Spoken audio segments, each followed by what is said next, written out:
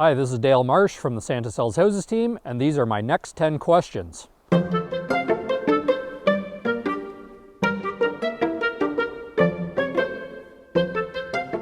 What was your job before real estate? Well, I took land surveying at Fanshawe College. So I did land surveying for a few years, and then I transitioned into an office job as a title searcher where we automated all 5 million of Ontario's land records. What is one piece of advice you will never forget? I always was a fan of Red Green's show, and he always said to keep your stick on the ice at the end of every show, so I think that's pretty wise, sage advice. Keep your stick on the ice. Keep your stick on the ice. Keep your stick on the ice. Keep your stick on the ice. Keep your stick on the ice. Might need to take my gloves off here. Can't flip these. The gloves are off.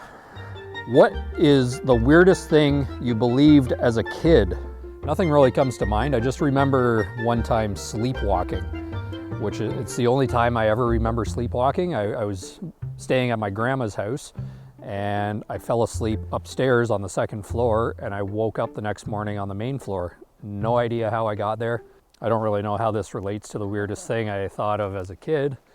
When I was probably 6, I think I ate too many of those dehydrated banana chips one time. And for some reason I thought that maybe you could overdose on banana chips. So I have always stayed away from them, and still the thought of eating them to this day kind of turns my stomach a little bit. So, when you're old, what do you think your grandchildren will ask you to tell stories about? It might be about how in 2021, London's average home prices were only $500,000 instead of $1.8 million. Or how gas prices are only $1.20 a liter, which right now, those seem high to everybody. The good old days, right? Or maybe they'll ask me something cool about, hey, how did you do in your marathon that you ran? And I'll say, super slow, but I did it. Okay, what sport would be the funniest to add a mandatory amount of alcohol to? My initial thought is ping pong, because it's kind of a hand-eye coordination sport, but there's already beer pong. I think rock climbing could be a good one, but it might have some disastrous effects. So if animals could talk, what would be the rudest? I feel like squirrels. I watch them run around in my backyard. We have some bird feeders back there, and there's like 5 or 6 of them, and they just attack each other all the time. They'll climb sideways, like chase each other sideways through the trees, through the cedars and stuff. I just feel like they're probably swearing at each other the whole time. So. Okay, if you had to change your name, what would you change it to and why? I think kind of like the name Megatron. You know, I grew up as a fan of the Transformers, watching them on Saturday morning cartoons, so it was always a very powerful name. So no Decepticons, no. Oh crap, yeah, you're right. Optimus Prime is the leader, yeah. Yeah, you're right, see? I wasn't that big of a fan, obviously. What is your favorite movie and why? I actually just watched it again the other day.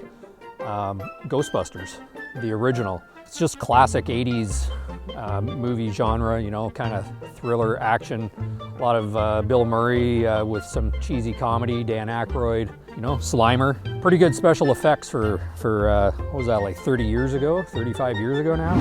What is the weirdest thing you have ever seen at a showing?